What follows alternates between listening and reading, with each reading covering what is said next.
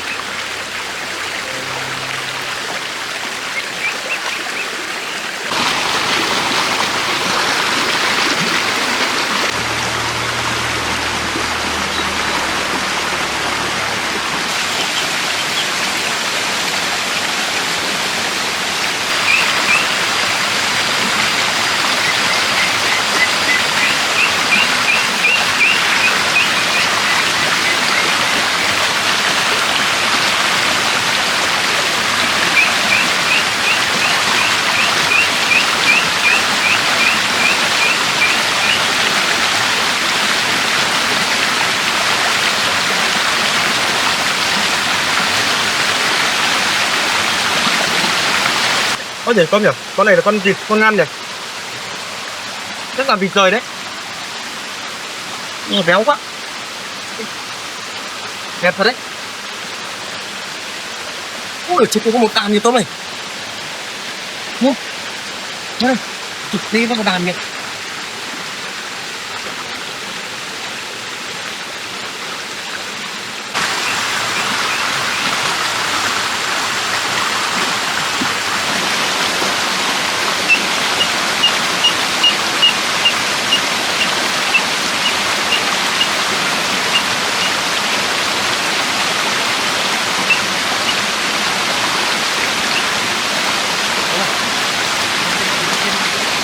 Tôm này, mua này.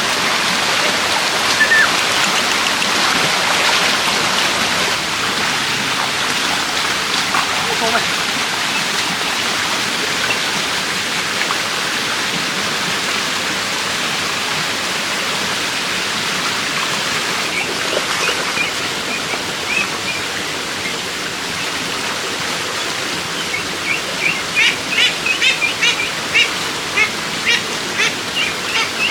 Còn tôm này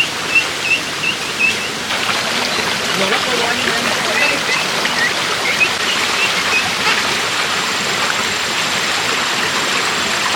đi tôm này.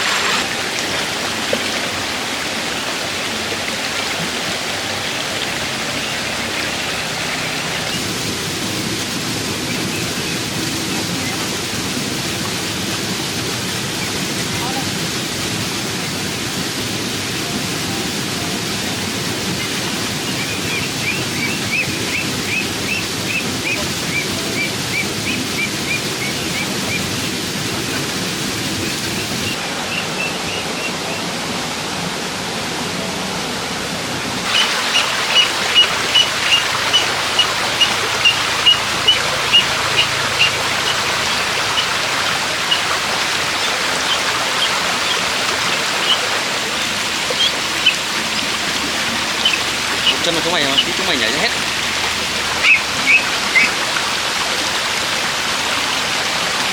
Thằng có đem dây đi lúc nào mình đi chụp đem dây đi. Khó.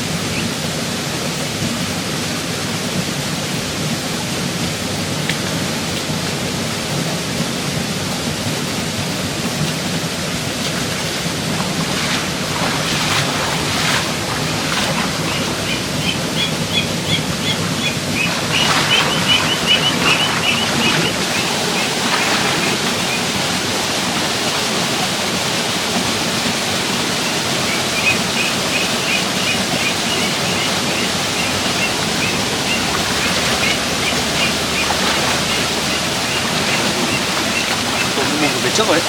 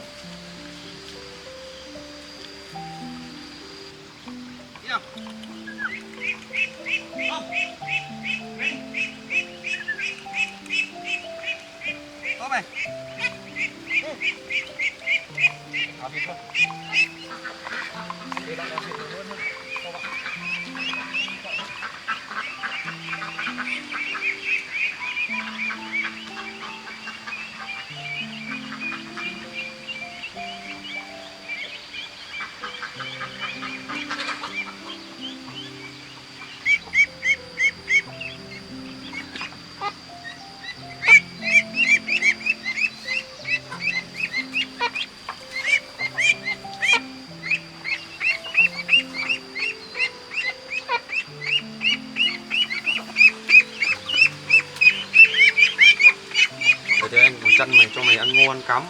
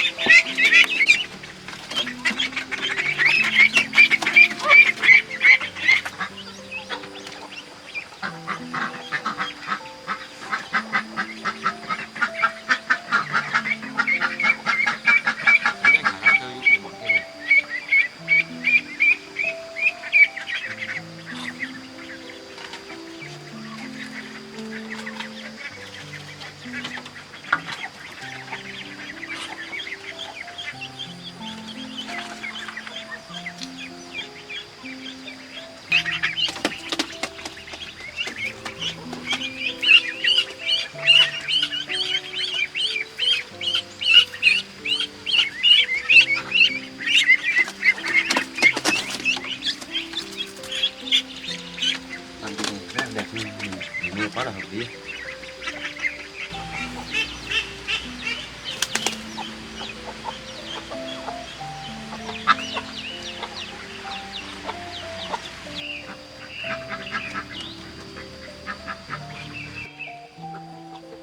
Cho cái mày đã phần đấy nhá. Thì đang đấy, phải đem sợi điện to. Đẹp thật to bạn.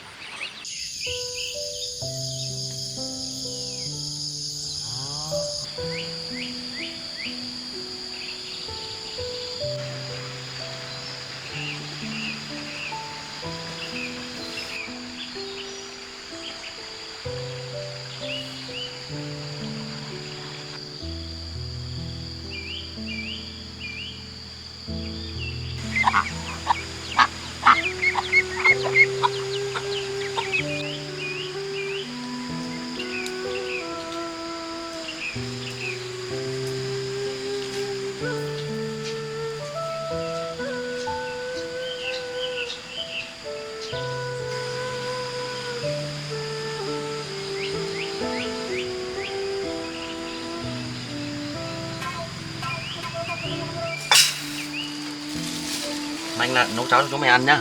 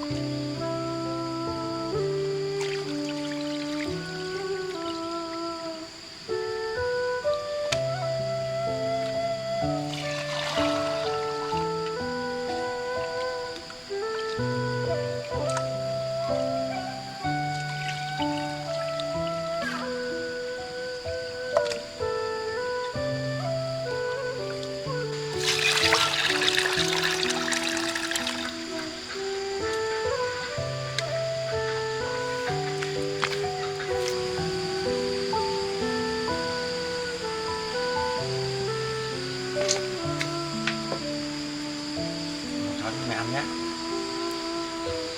Mày đọc lại.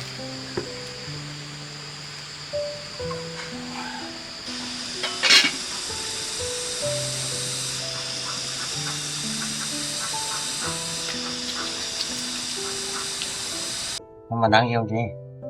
Ừ? Làm thế này cho nó mát á. Ở đây trông nồi cháo cho anh nhé. Nhé. Anh đi chăn gà đã, nó đói lắm rồi.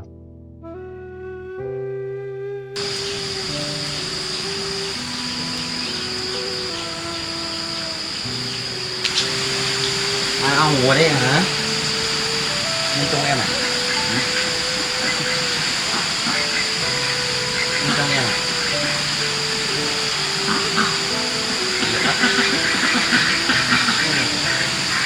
Nấu cháo cho mẹ ăn nhé, cho mày đói chưa?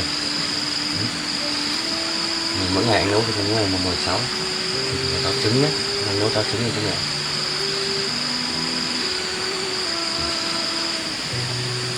Tiếp đi. Ngủ mình đấy. Ừ?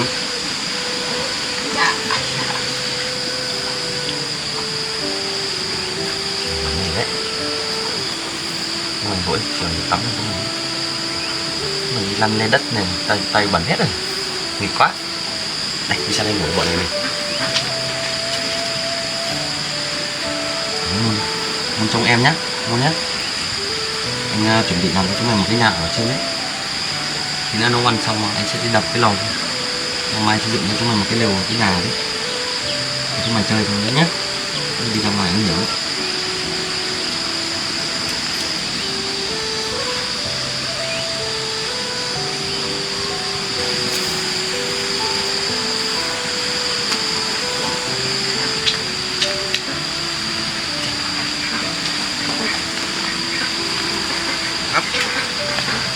Cuối đất.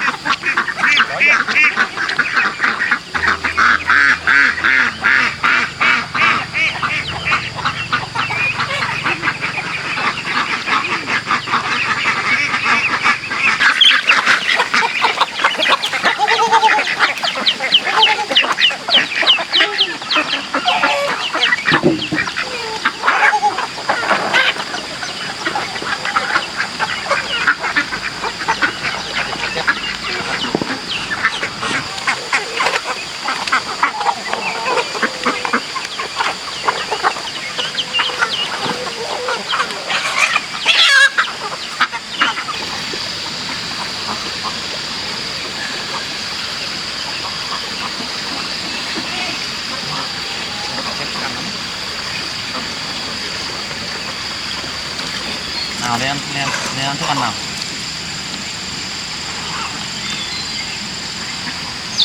Cá chết rồi. Cá lắm.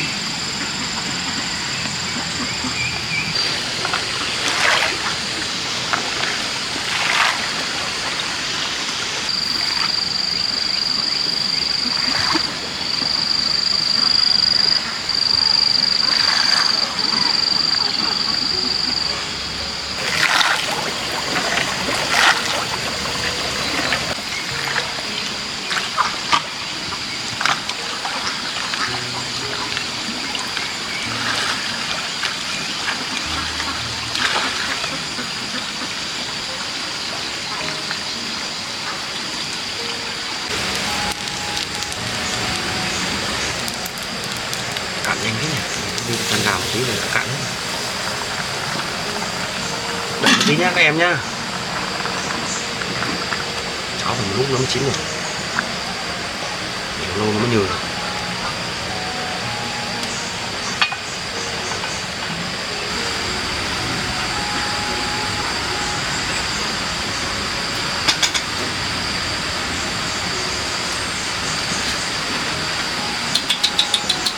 Ngon thế. Mày ngủ đây nhá. Anh đi ra kia anh dọn dẹp chỗ kia cho anh đập hai cái bếp lò đi cho anh làm cho mày cái nhà này.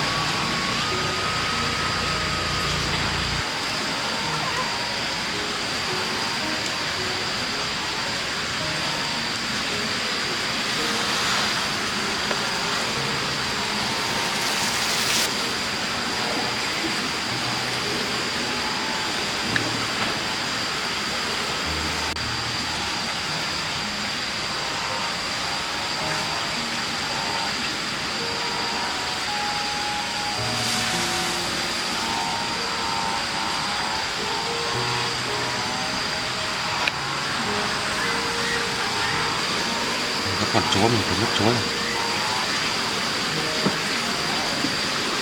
Dừng đi.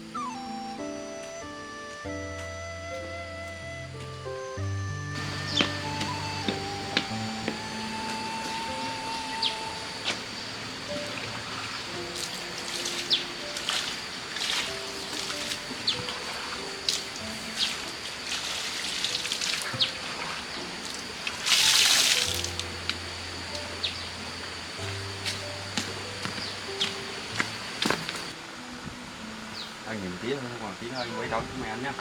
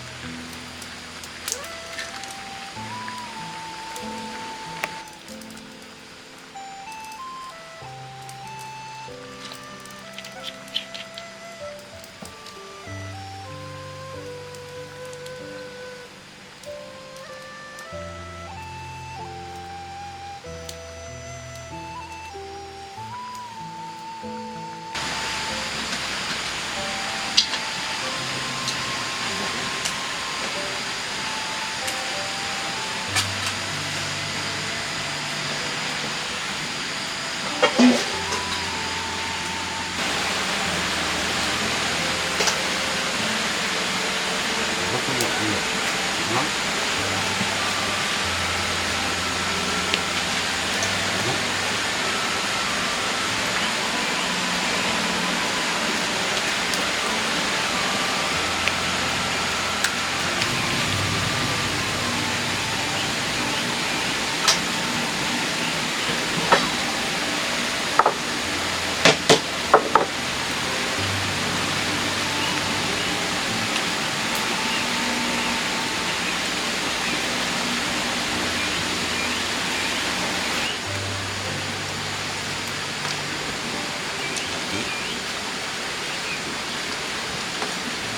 Ăn mình thử món nhá.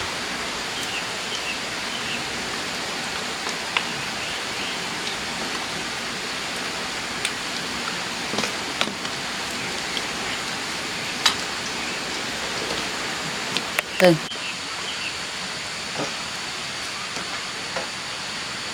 Lu.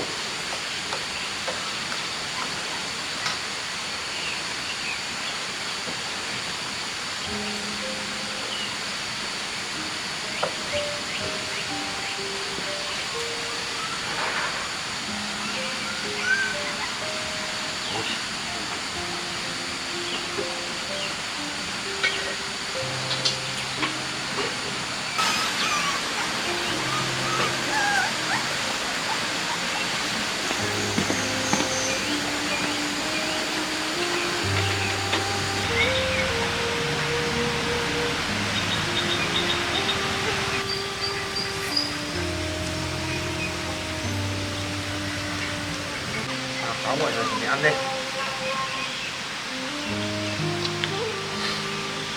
Cháu chúng nhá, cháu có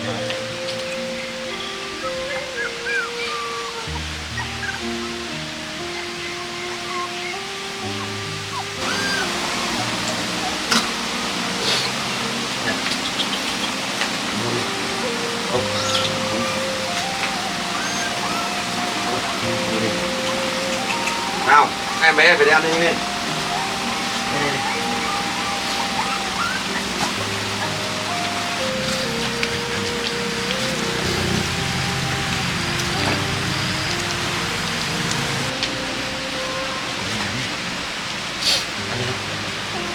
Vâng.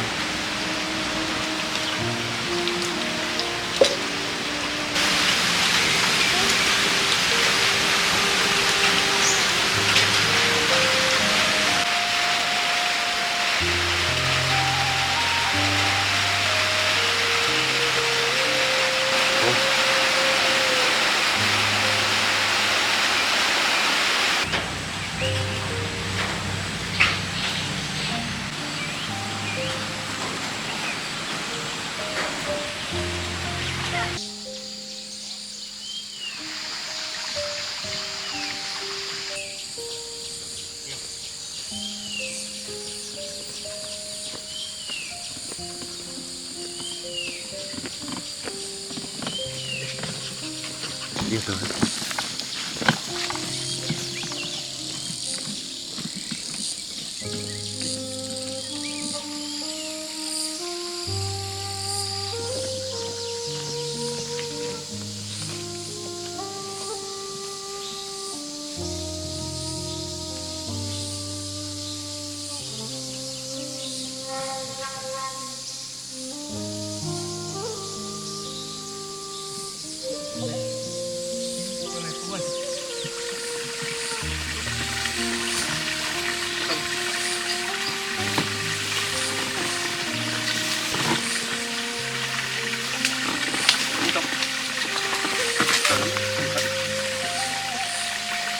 đánh.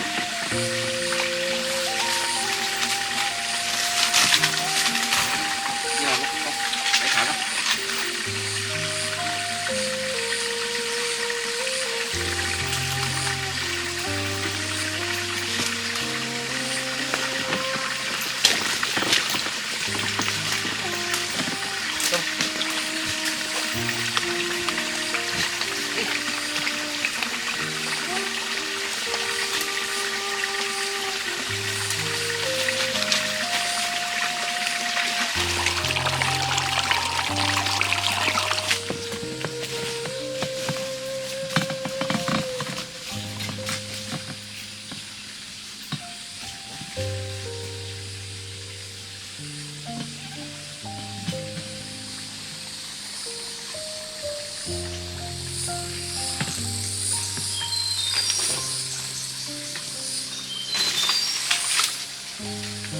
Tổ ong này ở vị trí đặc biệt. Nó là không biết có mật không.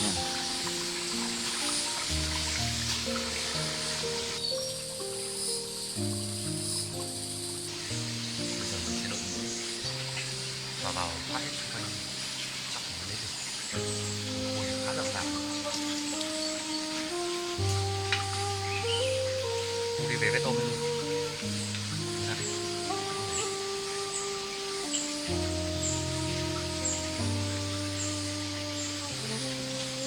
Anh có dùng vào hộp anh vào.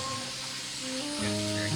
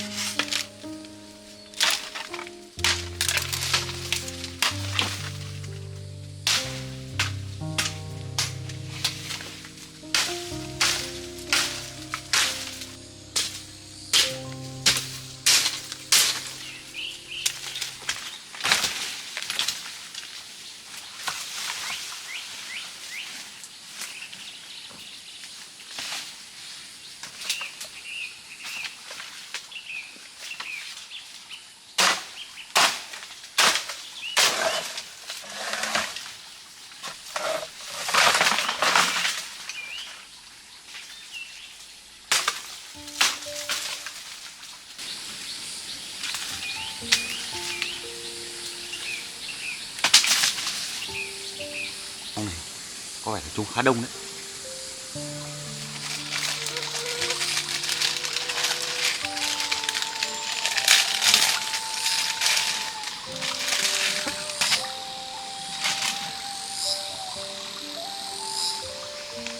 Này mình sẽ đem găng tay cao su sẽ đảm bảo hơn. Trước mình đem găng tay vào đốt nhiều quá, không chịu được.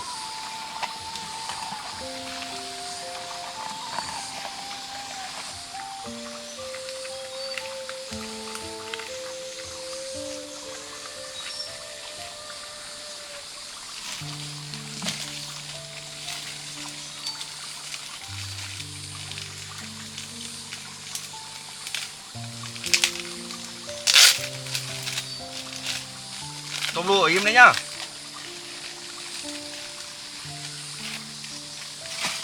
Không được đi đâu đâu đấy.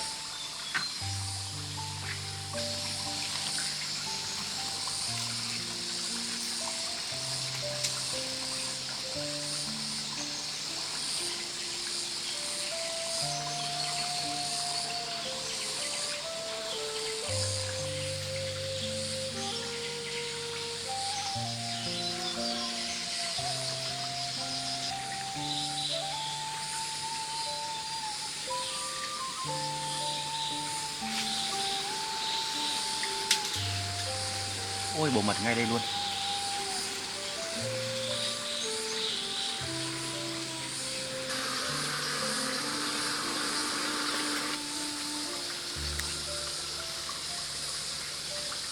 Tôm đu ở dưới đây nhá.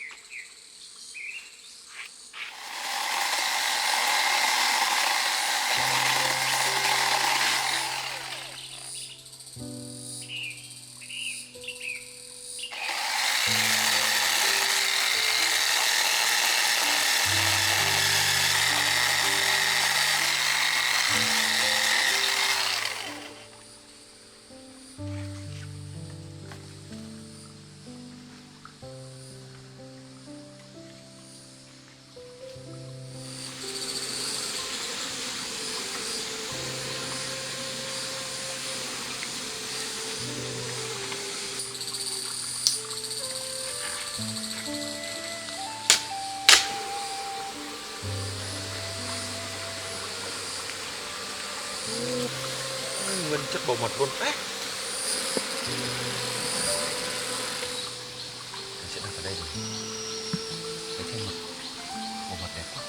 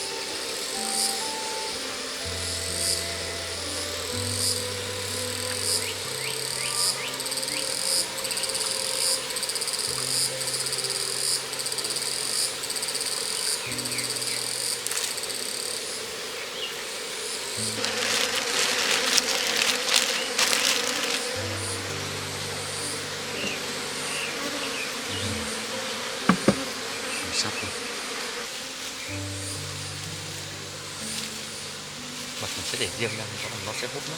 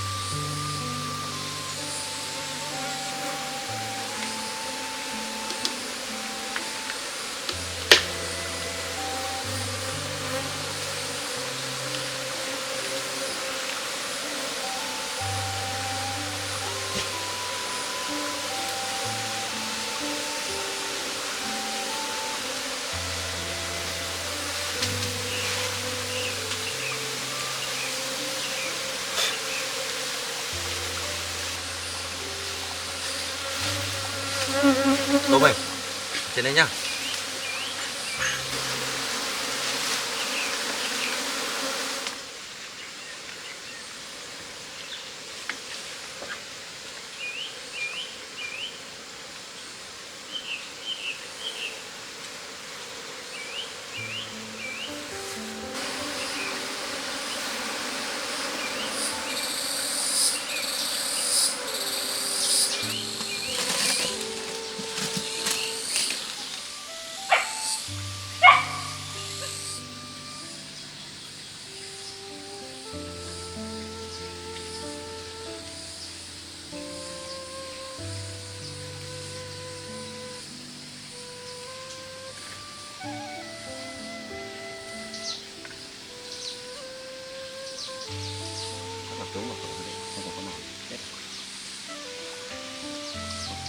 Tôm nuôi, chuẩn bị đi về tôm nuôi.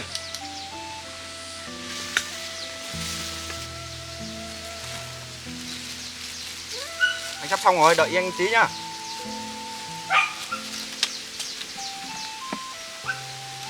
Đây là chiếc muỗng chúa, nếu như mà con trứng không vào là bị chết thì sẽ ghép con này, chúng vẫn ở. Để giữ con này.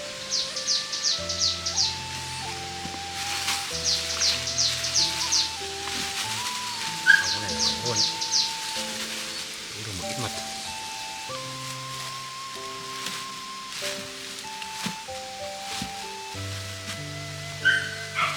Đợi anh tí đi, xong bây giờ rồi. Anh về còn trả máy cho ông kia đó.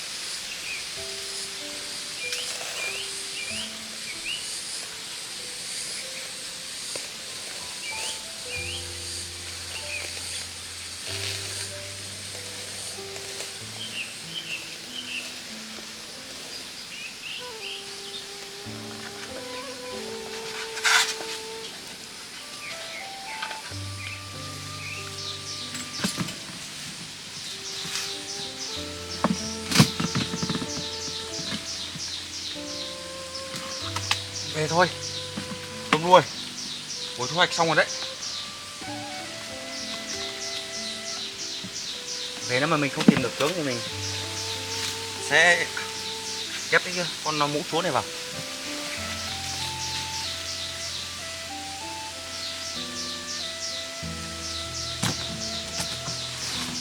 Đi thôi tôi nuôi.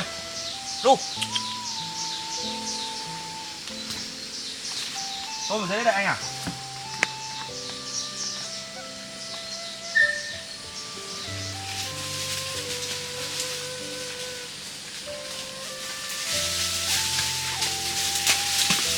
Đi. Ngồi lên. Đi.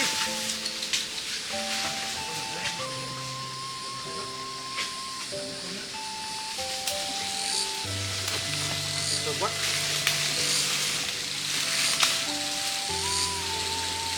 Đi thôi, về thôi.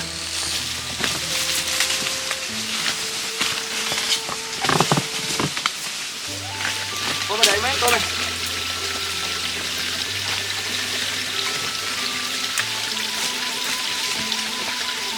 Đi nào.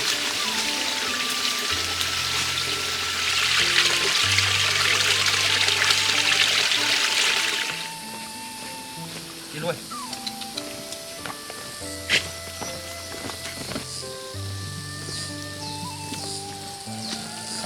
Chỗ này cũng đông quan sát không lụa. Phần bằng của hôm trước.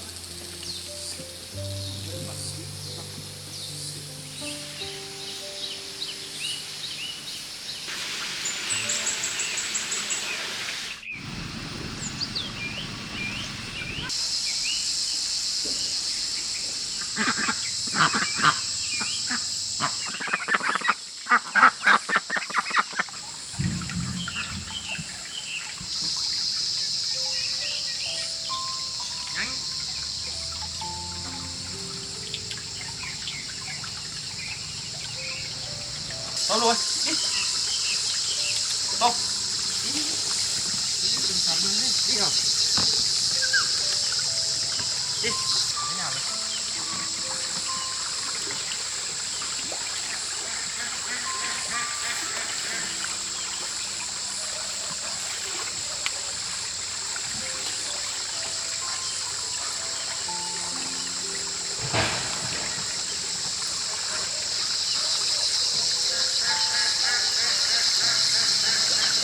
Nó khá ổn định cho tôm luộc. Hôm nay anh chuẩn bị được cái hòm rồi. Thì tí nữa chắc là anh phải lấy một bánh mật lên cây sang để ghép bên này thôi. Cái mật của mình, cái bánh mật của mình dập hết rồi, không nên rồi.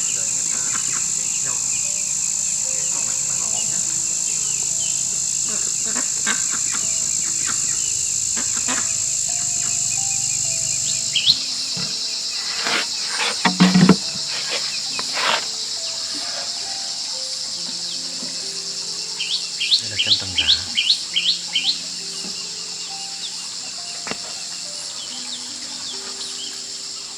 Bây giờ mình phải kiểm tra tủ kia xem bánh mật kia có được không, mình ghép vào đây.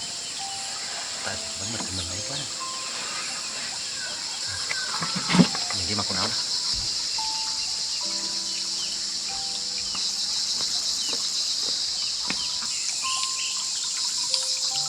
Tôi nuôi. Mình có vào đây nhá, để anh kiểm tra cái tủ kia xem nào. Bánh mật nhá. Phải mặc quần áo bảo hộ vào, chứ anh sợ lắm. Này anh dính khai thác vào tay à? Đau lắm.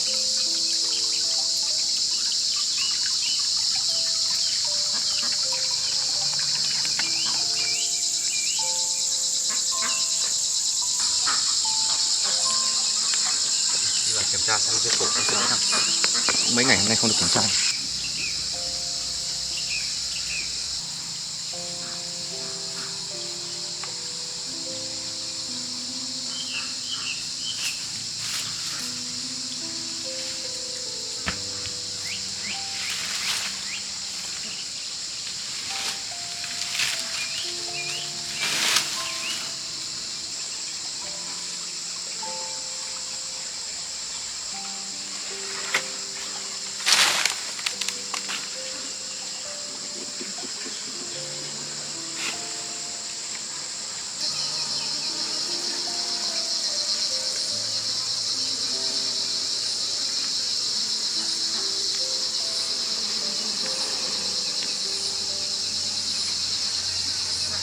Xây mặt cũng làm mặt cũng khá nhanh nhỉ.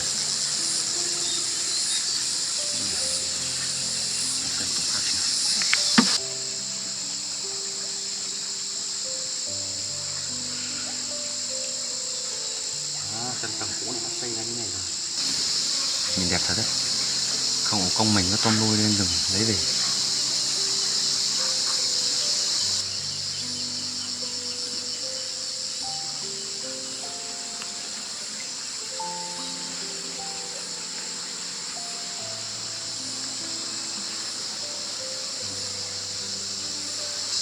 Cũng mới xây được ít thôi.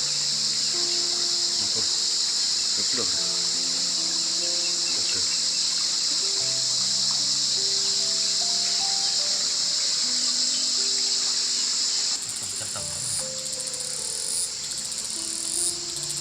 Ôi, ăn lên cái mật chứ. Tôm luôn vào đây chăm được tốt quá nhỉ.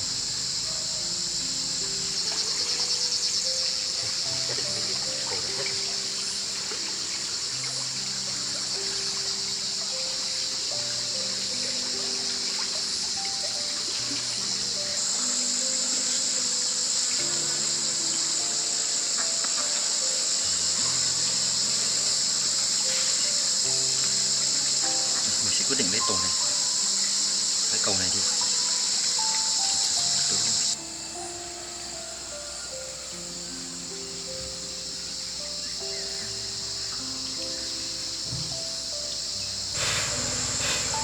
Để cho anh mượn một khay của chúng mày để anh đặt vào tổ mới nhá.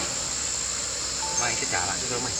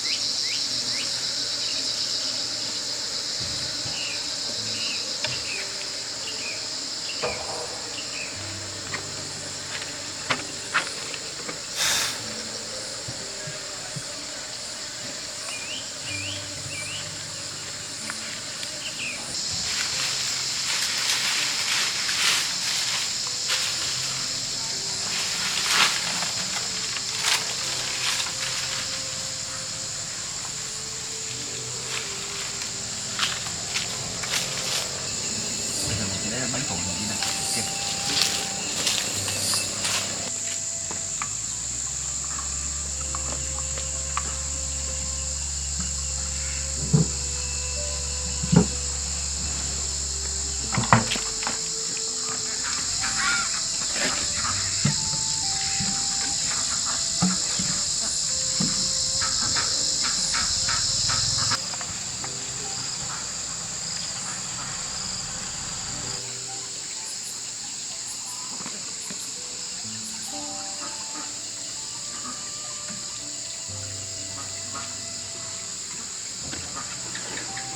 Thì sẽ để một cầu ong đây luôn. Ong bắt đầu xây tổ ở đây luôn.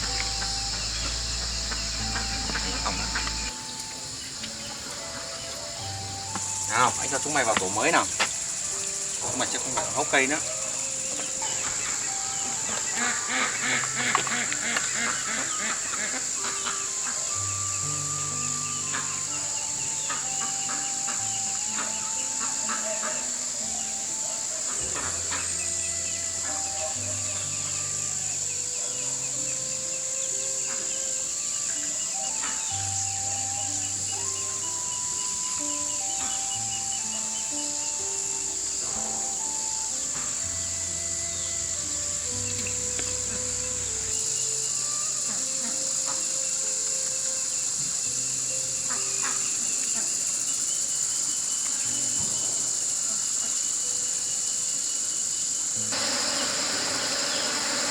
thấy được con tướng này. Con tướng rất là uy lực luôn.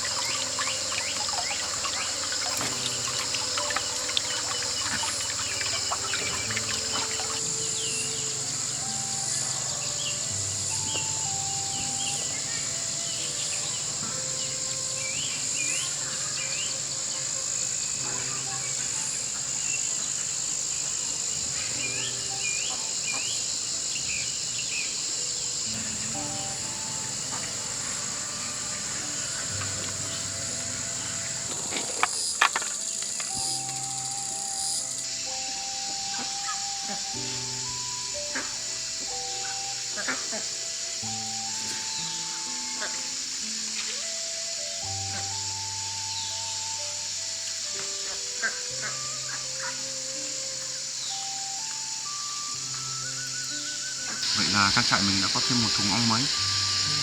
Mong rằng là chúng sẽ rất nhiều mật. Thời gian nữa mình sẽ khai thác. Không bỏ công mình với tôm đi một ngày. Đi về.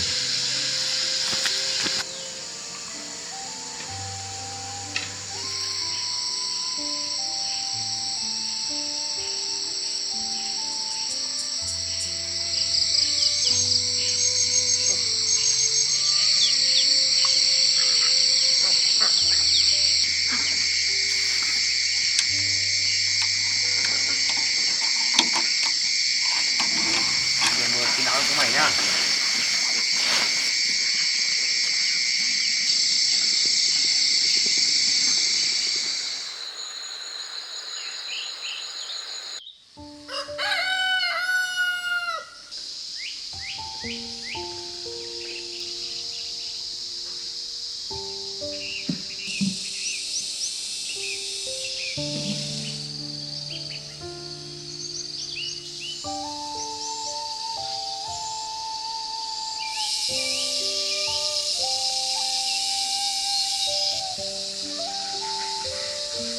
Con nuôi. Như vậy là tổ ong của mình đã ổn định rồi đấy. Sáng giờ anh chăn vịt rồi. Bây giờ chắc anh phải đi chợ để cắt rau bí đi chợ.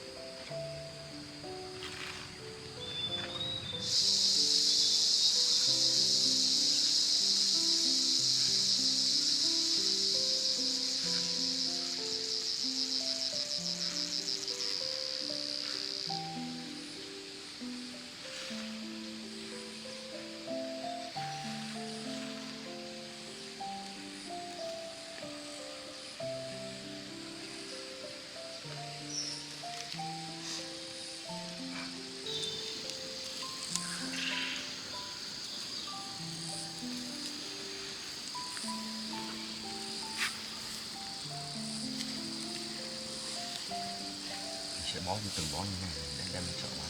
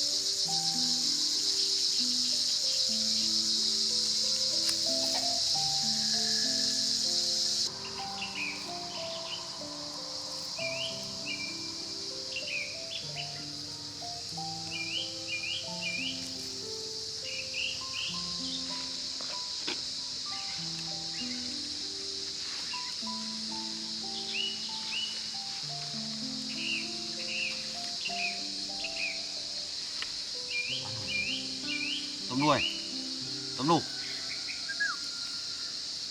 tôm lù hả? Nhà nhá, anh phải đi chợ ấy.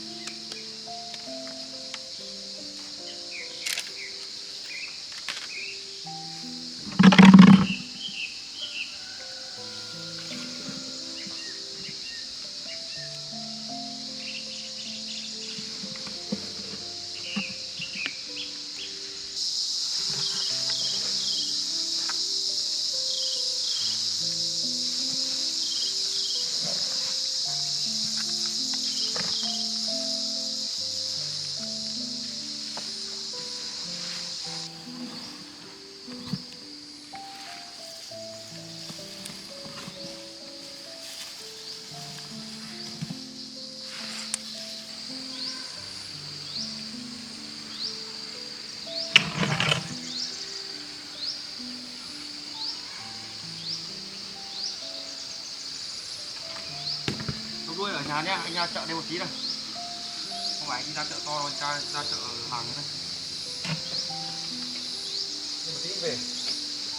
Ở trong nhà nhá.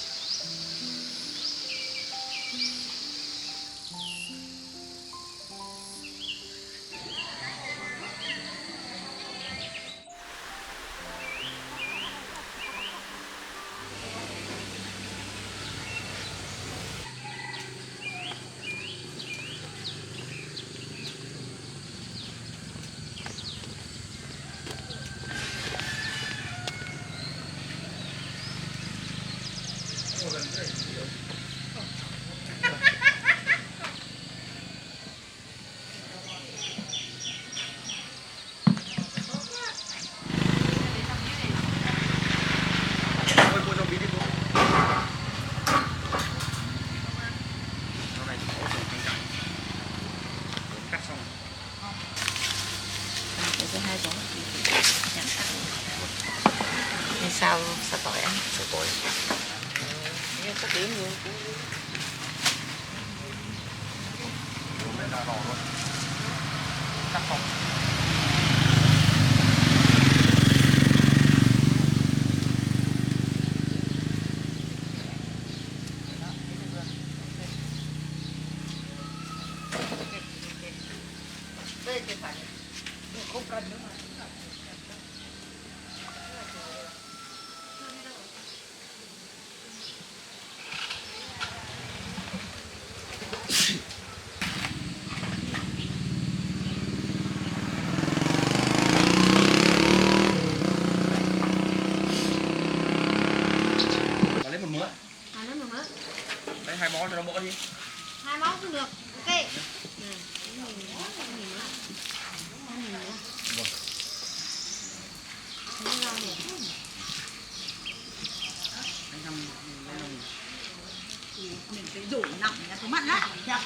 Cô rau đi hai bà ơi.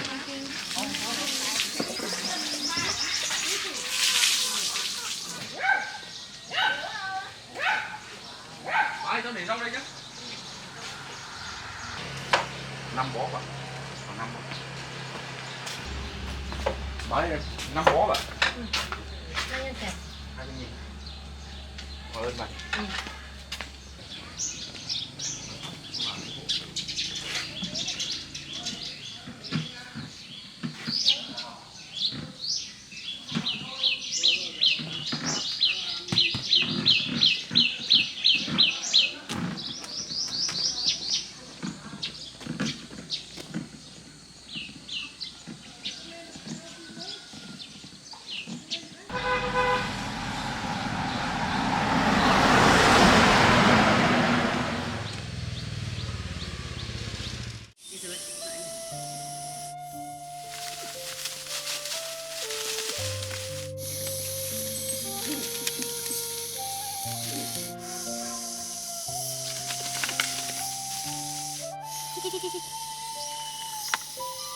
Nhiều tôi thấy tôm luôn.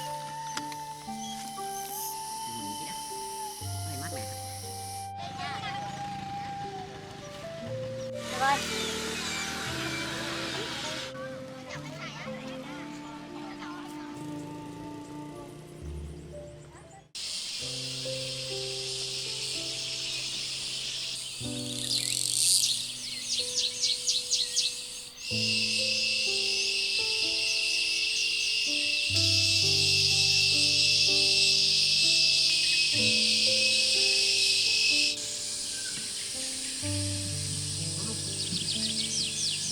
Nhiều cây to thật nhỉ.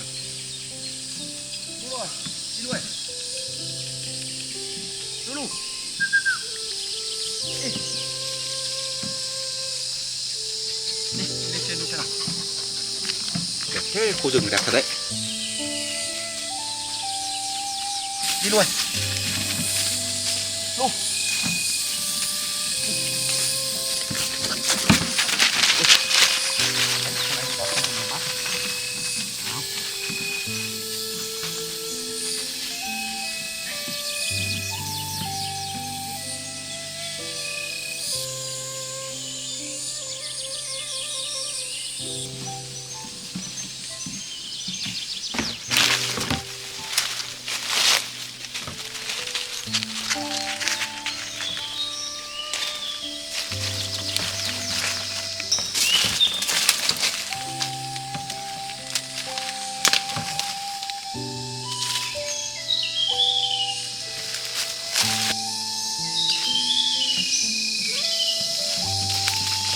Ở đây ít lắm tôm nuôi, đi lên trên đi. Ít tôm nuôi. Lên trên. Đây có con này về. Chắc là trên nhiều luôn đấy. Chú đâu mà đi luôn.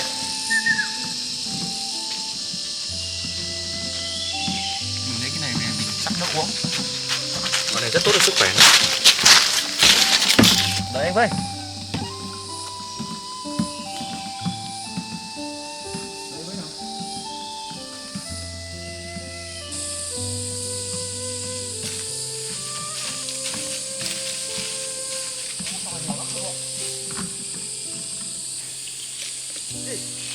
Quá nhặt đi. Cái này nhiều thật đấy. Đang đến mùa nó nảy mầm này. Thả tôm nhá, không đi xa nhá.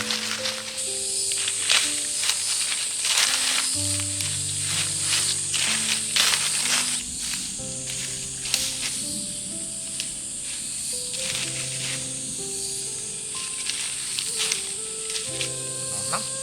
Đang tầm nảy mầm.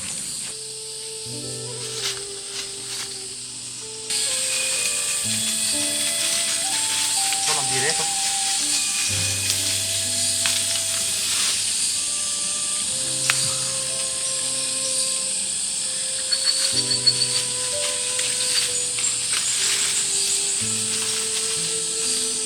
Con gì to thế nhỉ? Những con đại bàng ấy. Chắc không phải. Con gì to thế nhỉ? À, bảo sao con tôm nó không chịu đi. Con chim lên nó không đi. đây nó canh không bắt nó rồi. Bây giờ chúng mình hẹn nhau bắt con chim này về nuôi đi.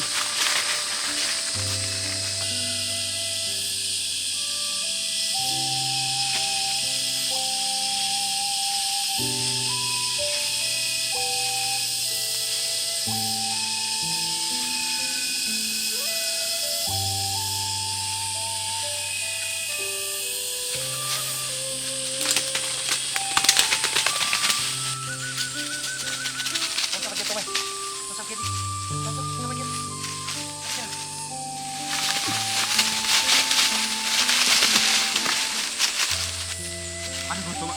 Phải quá, con tôm lù hỗ trợ anh đấy. Đấy, lần sau bắt thì mỗi người một đầu nhá, thì nó mới không chạy đi đâu được.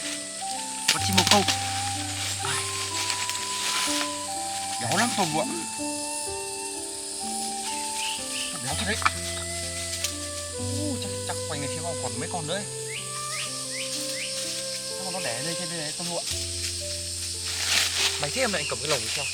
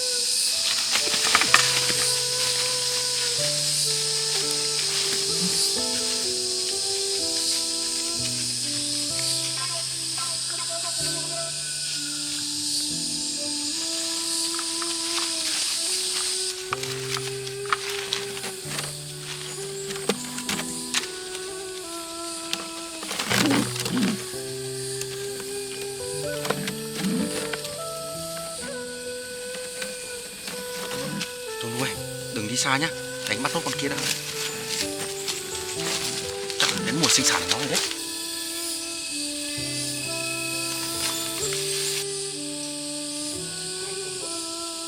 Chắc là nó đẹp anh lên đấy. Bây giờ anh về cất con này xong rồi mình đi tìm nhé.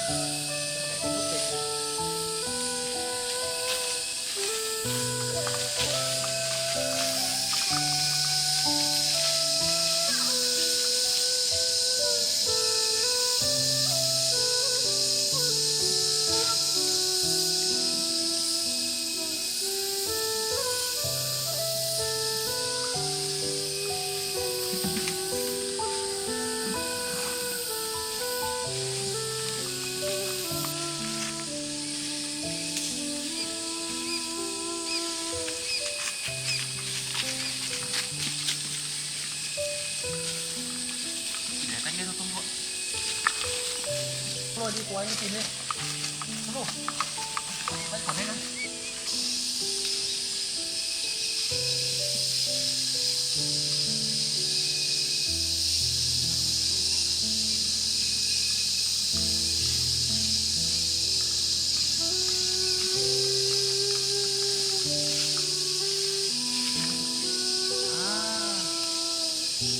Con nuôi. Nó đây này. Tố nó đây. Ui, nhiều con lắm.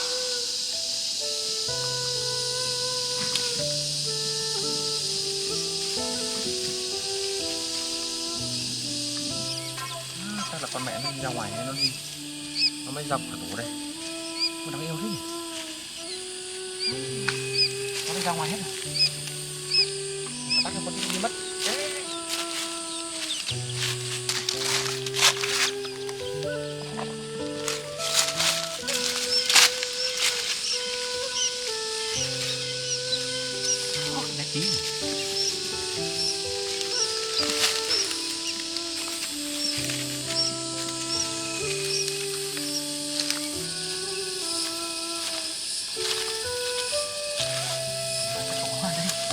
Tôm lụa. Có đây này. Ồ, cái này chắc là nuôi được rồi. Ô, nhiều thế.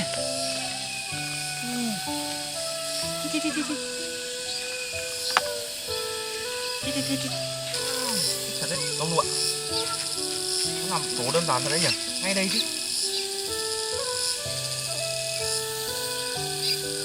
Mình bắt hết rồi.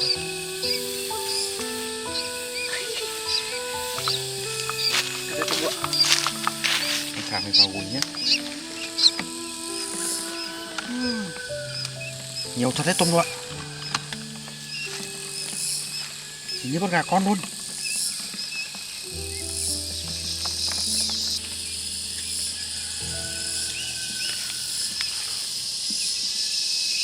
Đáng yêu đấy.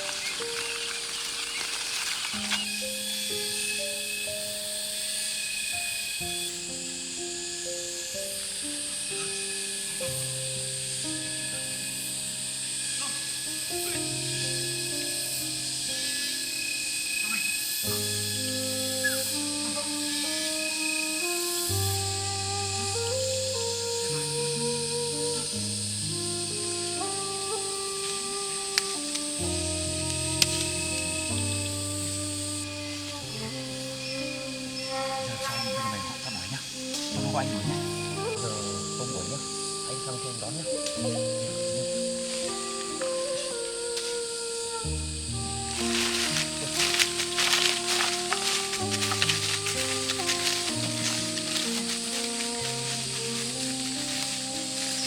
Không, không. Anh bắt nó bao nhiêu?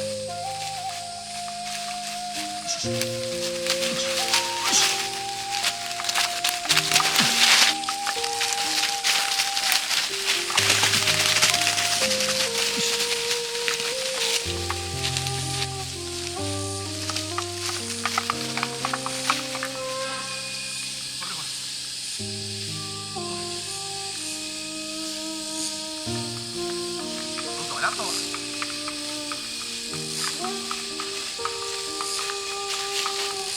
Nó giỏi thật đấy. Nó giỏi. Mày bắt con câu của anh đuổi đấy. Bắt nó là hơi khó đấy.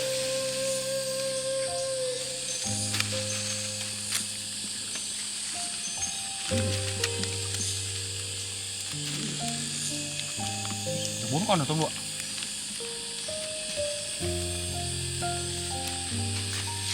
Nghĩ là chắc là còn đấy, bởi vì là nó cũng ra nó đứng này thì đã đến mùa sinh sản của nó rồi. Đi trên xem tôm. Thế mà hôm nay chị lấy cái cây kia về để bún nó uống này. Thôi mình đi đổi một con thích hơn nhỉ. Đi.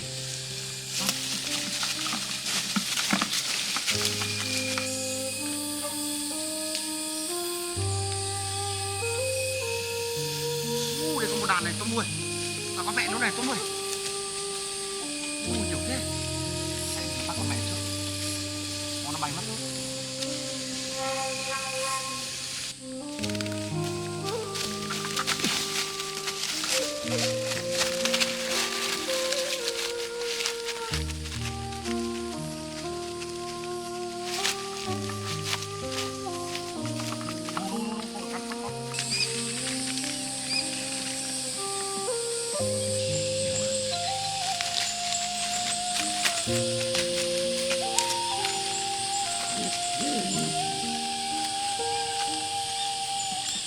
con này, tôm luôn.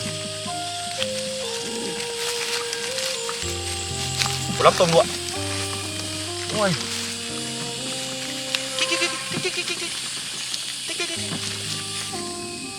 Tôm nuôi về hộ anh bắt đi tôm nuôi. Chỗ này khoảng mấy chục con đấy tôm lụa.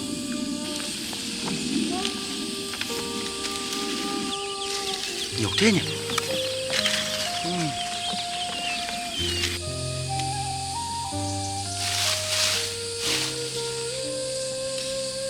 Chắc là hết rồi đấy.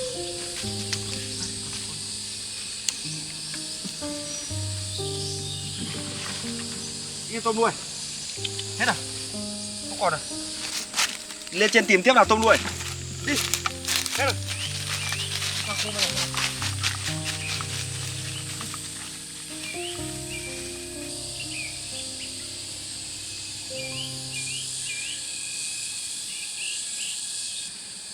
Ngồi nghỉ tí đã.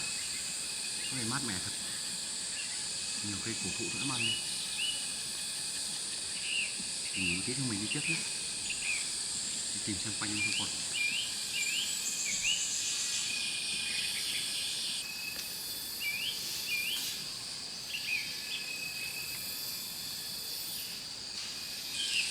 Đi lên trên một tí.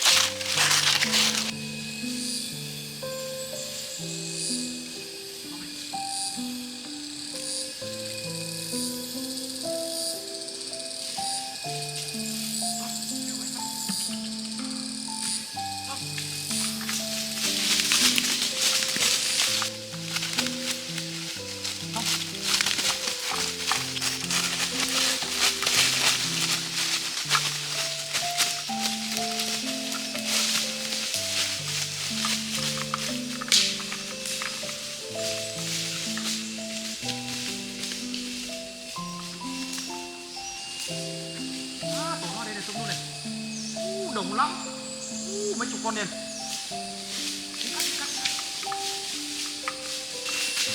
Đàn con đông thế. Tôm nuôi đừng cắn nó nhá.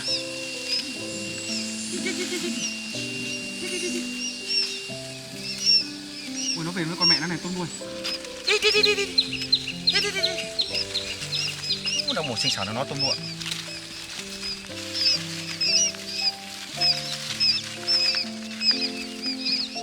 Chắc là nó đến tuổi đi ra ngoài rồi nên con mẹ nó mới bỏ ra thôi tôm lụa.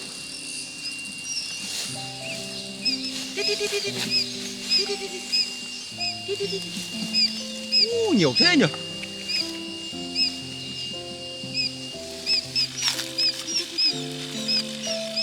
Nhiều thế. Đẻ lắm thế nhỉ. Khả năng lấy cái nón này nhặt nó nhanh đi. Nhặt phải lâu quá. Không được cắn đâu nhá.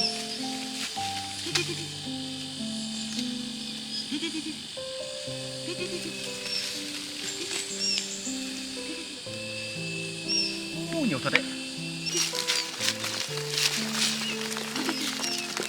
Thôi được rồi, anh là cho không.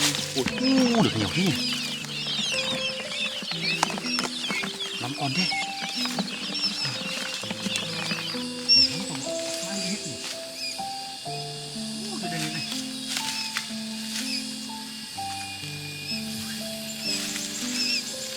Này một đám này, không quên. Nào, được chưa? Bé tí đáng yêu thật đấy.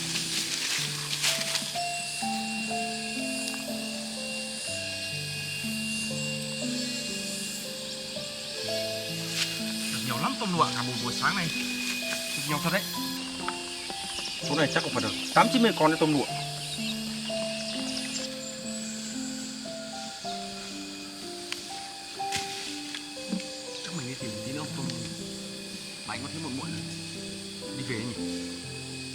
về đi. Đã muộn muộn. Sợ đi lâu quá về nhà gà vịt đói đấy. Chắc anh phải đi chợ một tí nữa. Đi. Về đi. Đi. Về đi.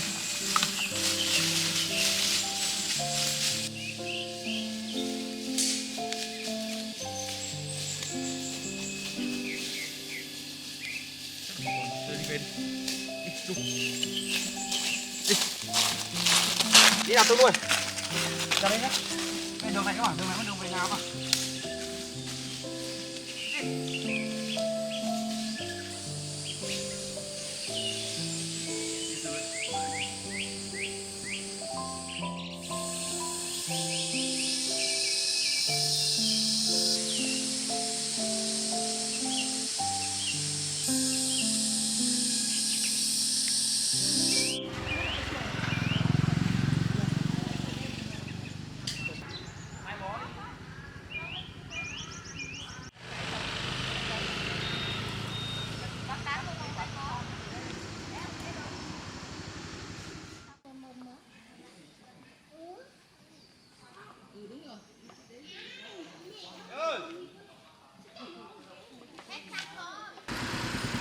Rau đi. Lấy gạo mua rau cho bà đi. Mua rau đi. À mờ hôm nọ lấy ở đâu ấy?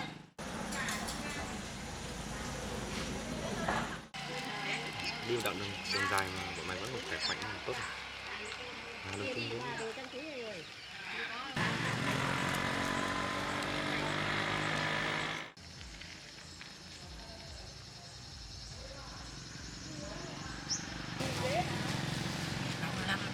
Chết rồi.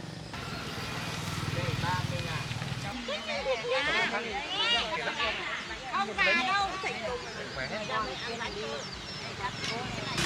Được rồi. Tròn 50.000.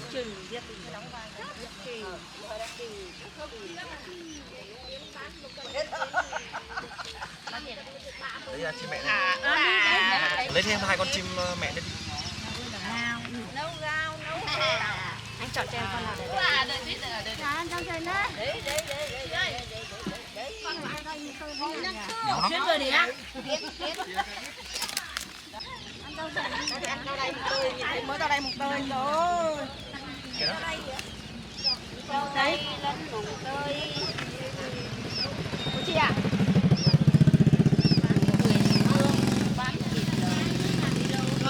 Cánh nó bay. Đang làm nhiều chưa mấy? Thanh Ân đâu gì?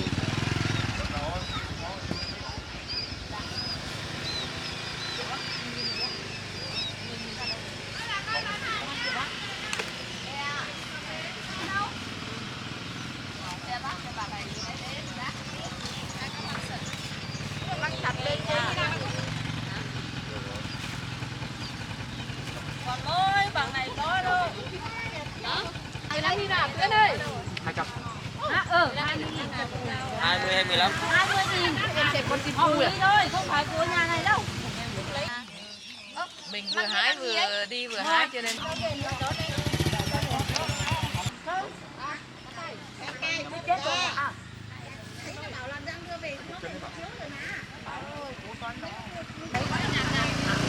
Hai cái cho thằng 2 cái đó. Béo thế. Béo lắm à? Tiếp nhìn cái ngực rồi. Dấu xuống ấy. Về tần nha. Mua con về tần. Con bao nhiêu? Còn để nấu cháo mà ăn. Cái này rồi. Hôm nay ai hỏi mình mà ở đâu có mang cắm vậy? Là Rồi mà liều chứ mà cũng tới đó mới anh. đâu thì tổng là tao manh đồng cuối cùng lông manh thực quán ảo ác đường khô. Có mua hộ cháu ít chim con. Đây là mặt đây là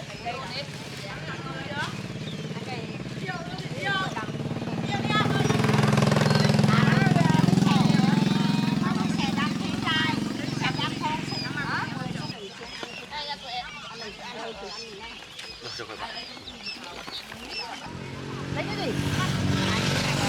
Có bông, không phải cho họ. được trời đằng chắc là lúc đấy nhớ bố anh khuôn có lúc con khuyên đây anh đâm có cần trong có thế bán được.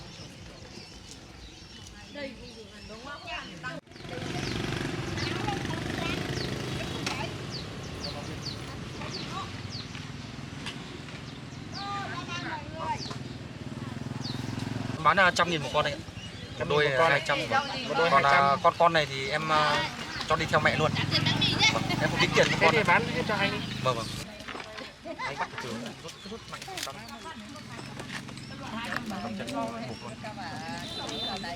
Cho tôi bóng treo xe thoải mái về nhà.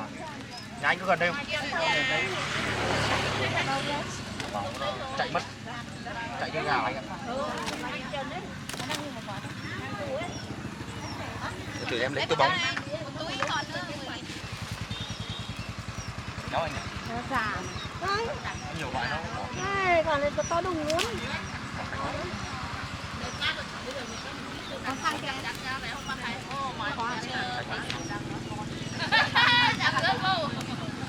có túi à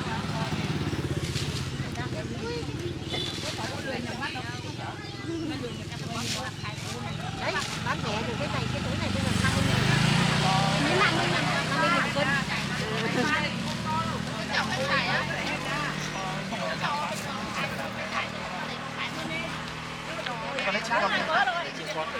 Ăn ủng hộ đâu. Chim khỏe lắm anh ạ. Thế. Ba anh ngọn bầu đấy. Kiều ơi. Có là tiếng Ông rau đây, rau lan đây, rau đây đây. Kia ăn thì kia ăn, nó ngoài kia chúng ta có trong lớn rồi. Cảm ơn nhá. Thế thế bà Hà tên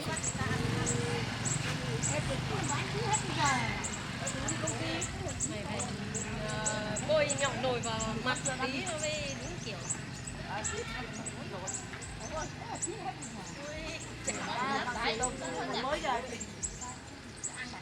có lấy mùi mây nó sang hơn.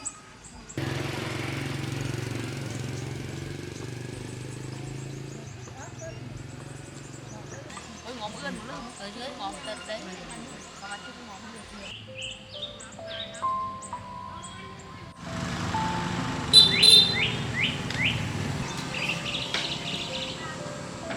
Xong làm cái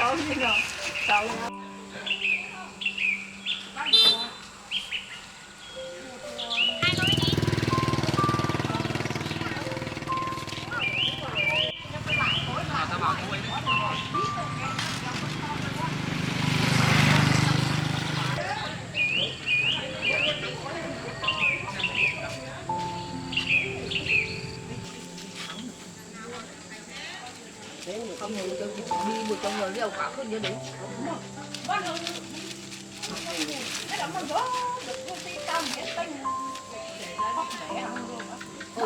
báo đi, báo công an.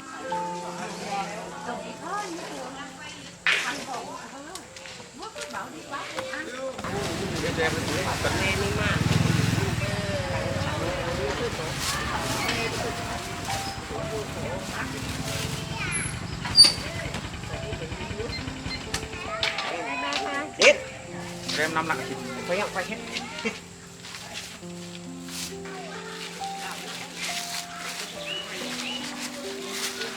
Ngoài hành cho mua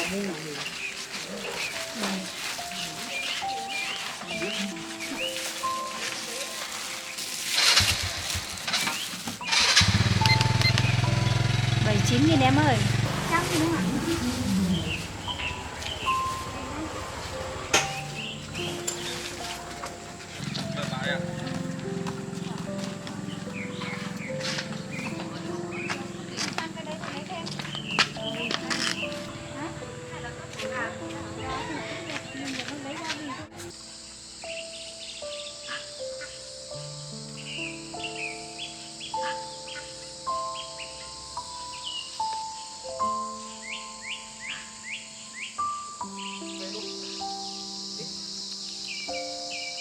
Đón anh à? Này chơi với lũ lũ. Đi nào. Về cho mày ăn chậm.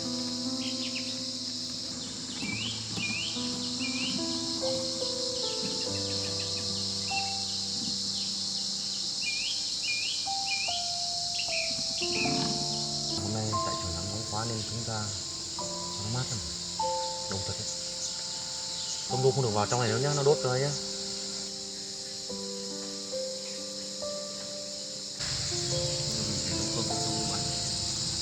Khi đi đâu rồi nhỉ? Không thấy ra đón mình nhỉ? Miu miu. Phải đi chơi phải không Tôm đu? Về nấu cơm chúng mày ăn.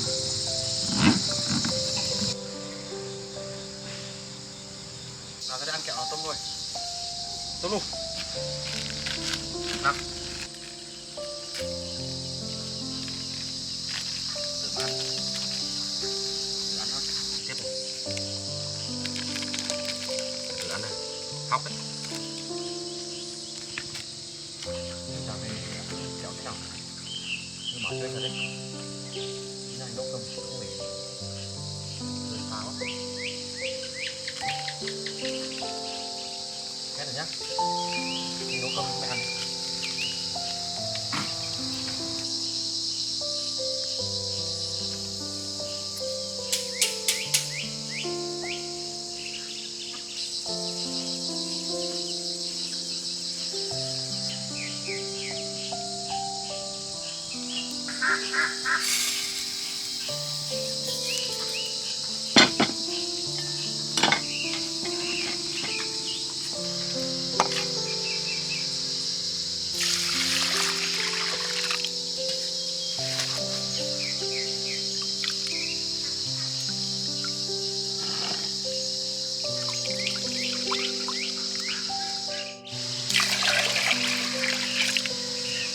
Bây giờ nó mới sạch được.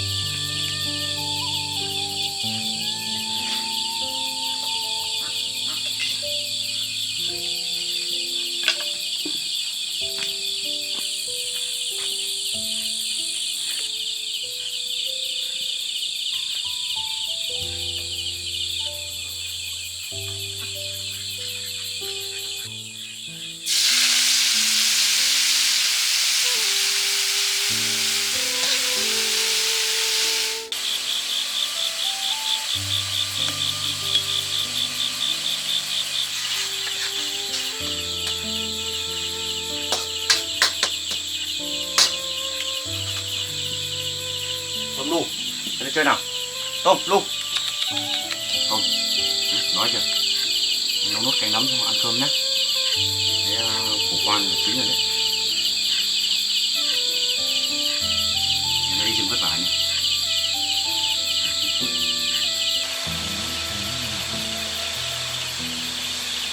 Không chưa tay hả luôn.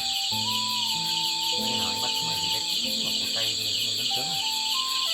Ra nhanh thật đấy. Bây giờ tôi biết đi săn rồi, tôi cũng biết đi săn rồi. Có đừng đi đâu chơi xa nhé, sao đi lên rừng với anh thì đừng đi lung tung nhé. Lạc là mất đấy, không tìm được về được với anh đâu.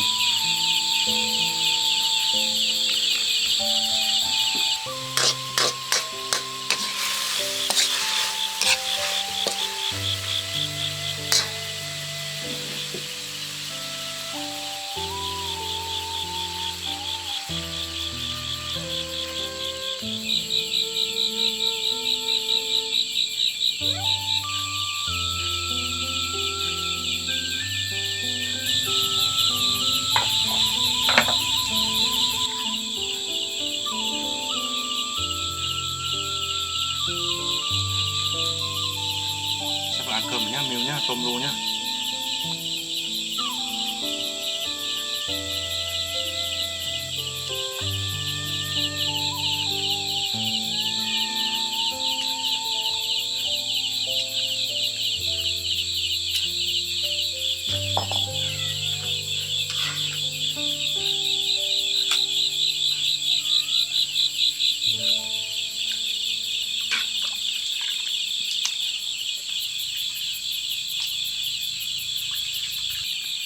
Nào chuẩn bị ăn cơm nào Tôm nuôi. Ăn cơm này đã.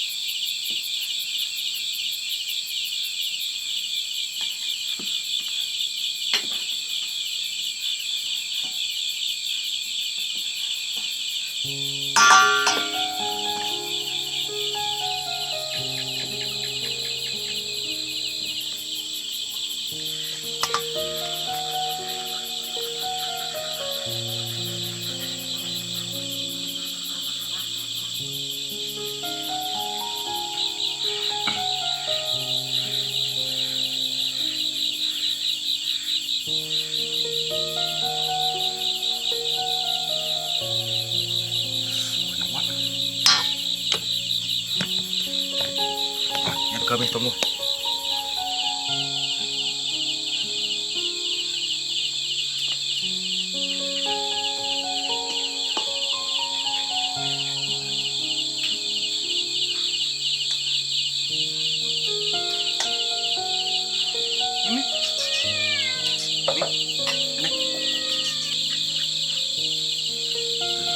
Nào Tôm đu nào ăn cơm nào.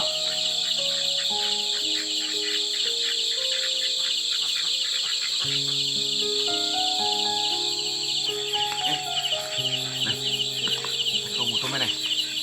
Ăn đi nhé.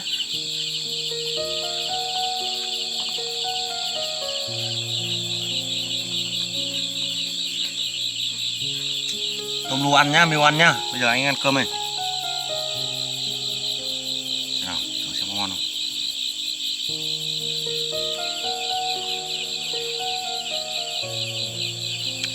Nào, tôm đu thích ăn.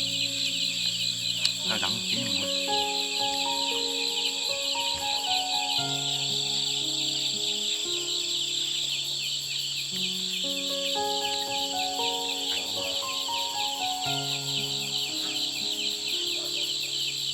Ngon chưa? Tôm đu rồi chưa? Từ ăn nhá.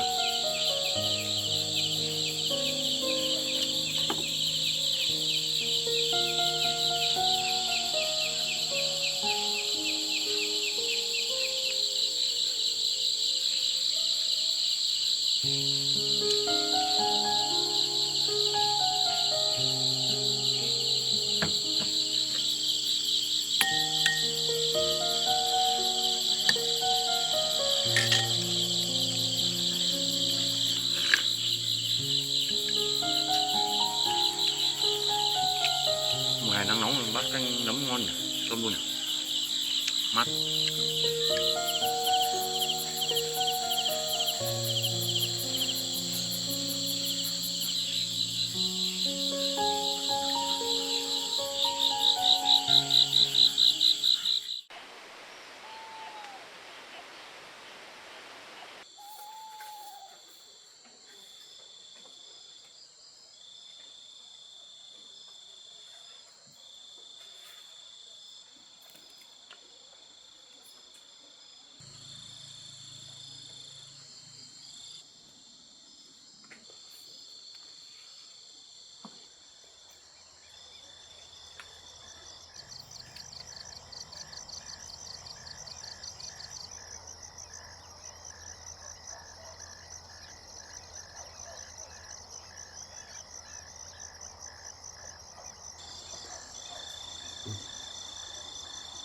Cái gì nhỉ? Nghe như là có tiếng gầm gừ đâu ấy nhỉ? Dậy xem nào.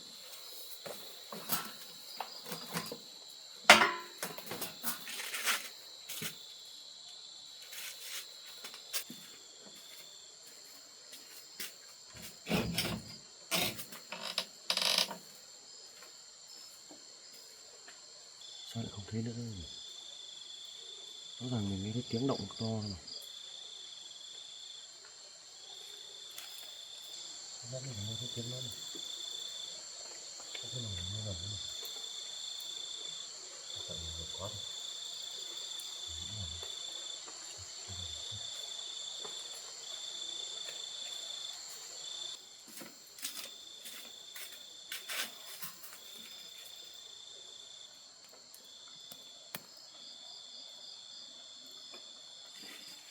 Chắc là nó nên là được không quá sức rồi. Cảm nghĩ vậy thôi chứ chắc là không có gì đâu.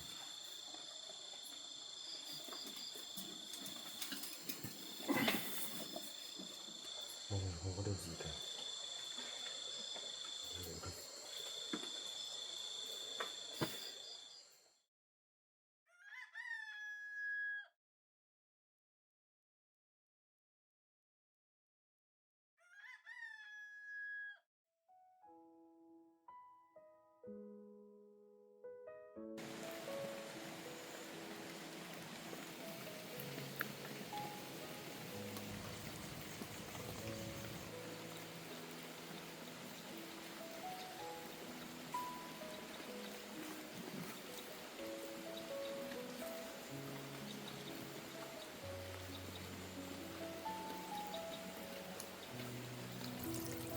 Đêm qua như có tiếng gì rồng rường ấy. Hay là con gì vào thì do mình sau đổ hết rồi. Xuống xe nào.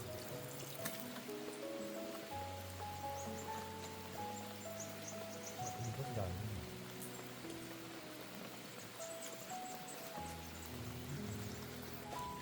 Bây giờ con gì đi nó mình gãy cả rau rồi này. Trên cũng bị.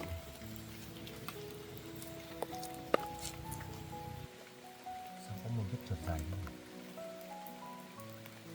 Suối này. Trong này. Một cái sải này.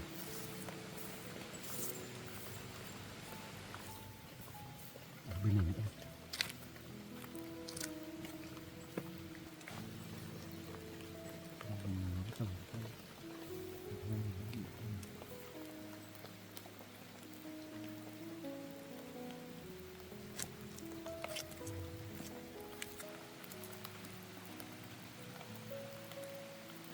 Rất cực tải này.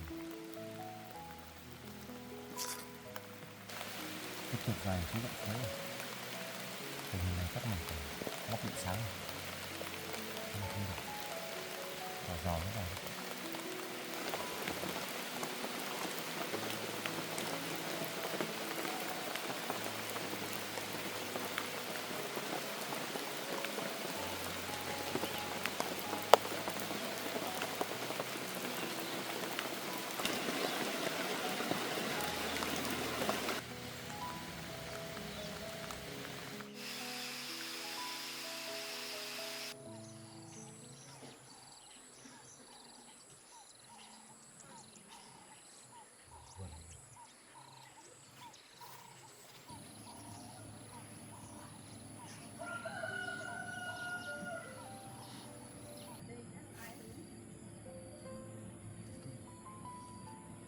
Trên xe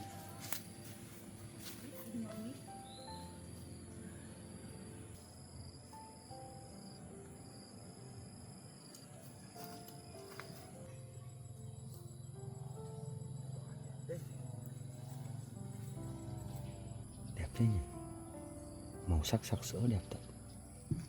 Đi xem chỗ khác.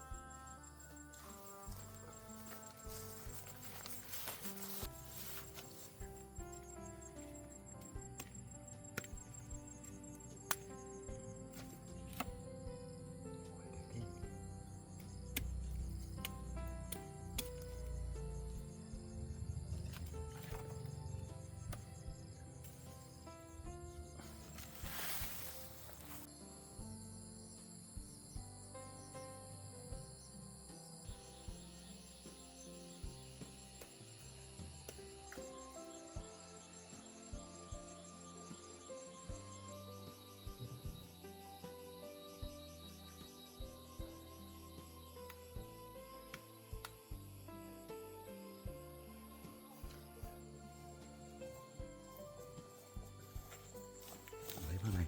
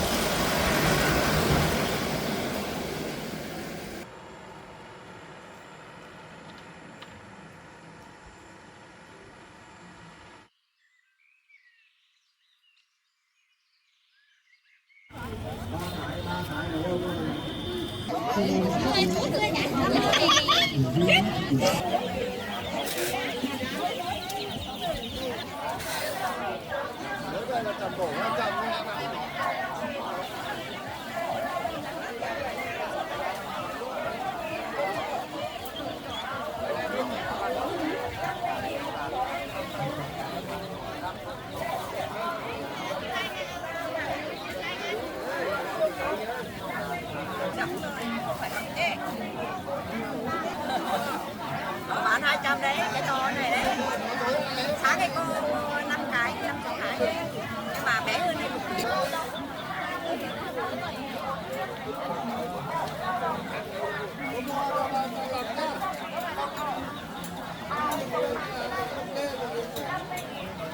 Mấy bia mà khác cái thau này.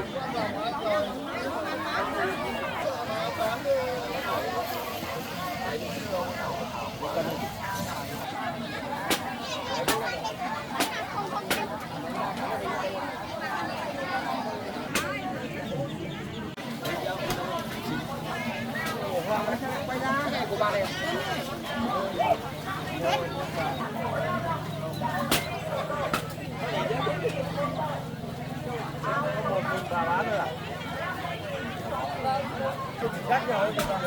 Núi đâu chê là phải ba chậu, 3-4 chậu.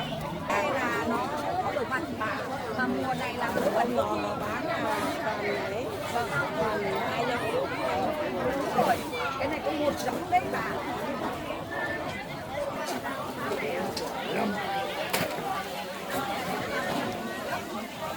Trồng này là có duyên đấy.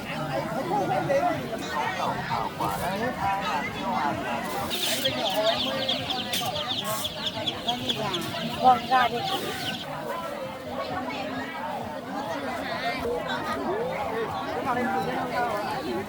Đấy còn vườn đỏ đấy. Còn vườn đỏ đấy lấy.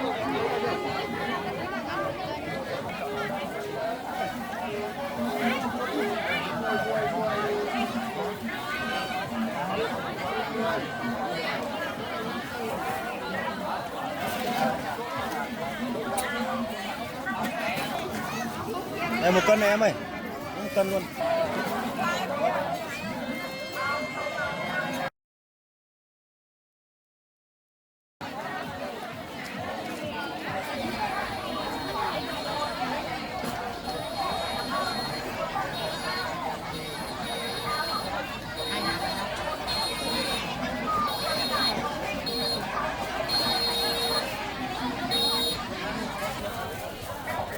Chị lấy 5 cân à? Nó phải 5 cân gì? À vâng. Đúng rồi, quả nóng, quả nóng. Bán sau nhá, hai vợ chồng bán sau nhá. Vâng, chào bà nhá. Từ 5 cân luôn. Chưa được. Vâng. Cho quả bé bé vào.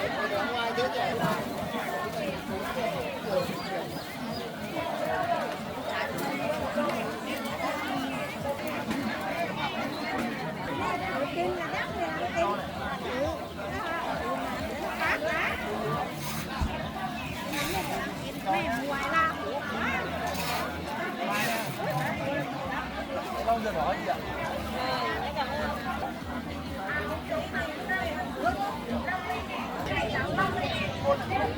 Quần bò, quần giải học sinh. Hội chủ Đông Hoa.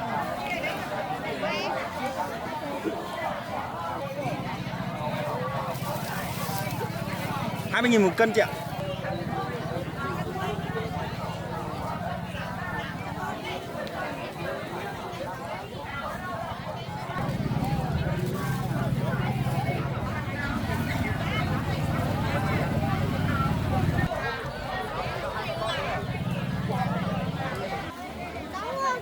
Sắp hết rồi.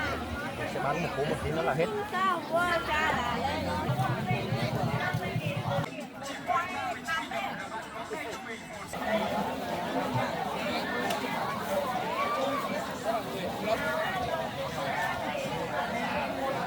Chị lấy hết à? Lấy hết. Vâng vâng.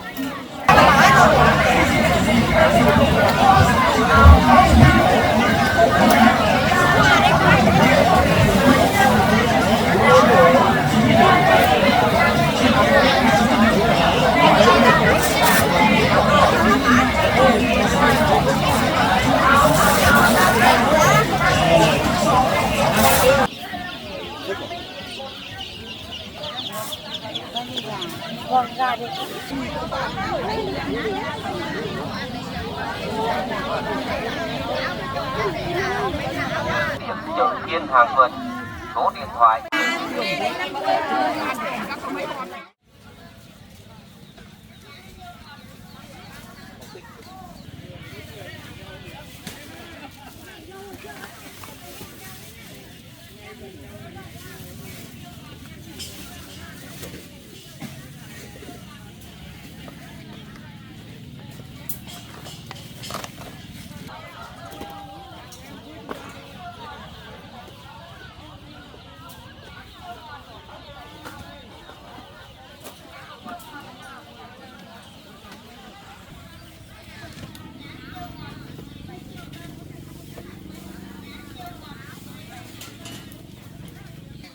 Cái này không có bóng trắng đâu anh nhỉ?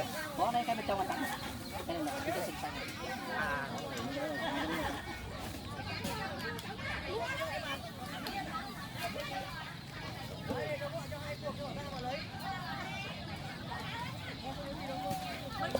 Cả bộ nó sạc chết rồi. Đó. Cái bông vàng rồi. Bóng này chắc để lâu lắm lắm. Xuân. À đây, lấy cho cái mới tí đi. Đây, có hàng thứ bày nó. Đây. Đây. Rồi đi tạo hồ kia. Nó cầm cái thanh luôn.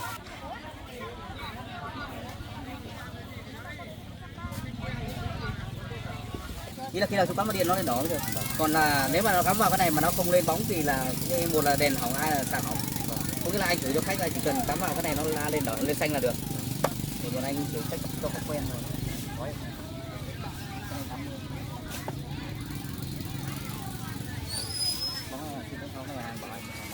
một tuần mà cắt mà có lỗi ra để bóng này. Thế thì yên tâm, đi sang công ty mà. Thằng này về chúng thắt trong vòng một tuần mà có lỗi, riêng bác mà áp bỏ ấy thì tốt, cái đấy là tốt cho bọn em đâu. Bởi vì nó là hàng công ty, nó không phải là hàng tàu.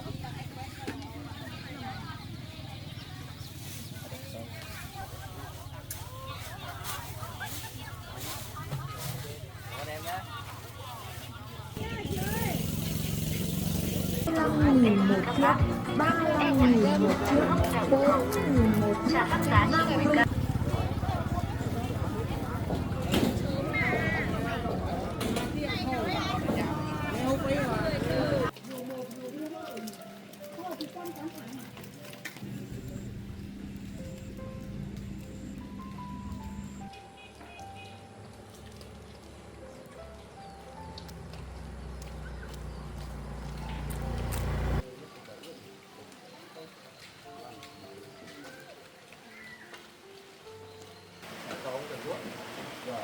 Ông ơi, cho con hỏi tí chỗ nào bán phát điện? Vì bán mình cày kia là có, Nhà mình không có không? nhà mình không có, bán được kia có. Bán được điện. Bán được kia có nhưng mà không được. Cảm ơn đấy.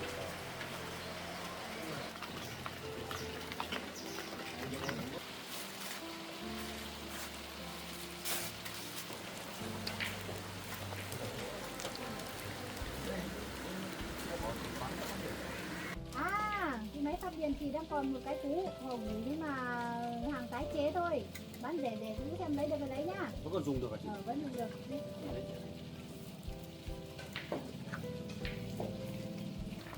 Đây chú xem cái này lấy được không? Đây còn một cái này. Đây chú xem nó lấy được không? Này. Cái này Vẫn hả còn chị? sử dụng được đấy. Chả có cũ tí đâu. Đây là mấy cân đây chị? Cái này cũng 7-8 cân đấy. Nặng thế.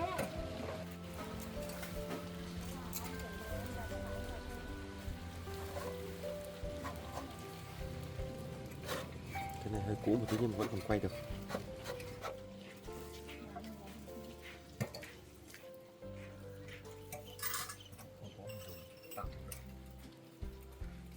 Bao nhiêu tiền chị nhỉ? Cái đấy họ gửi 200 mới bán đấy. 100.000.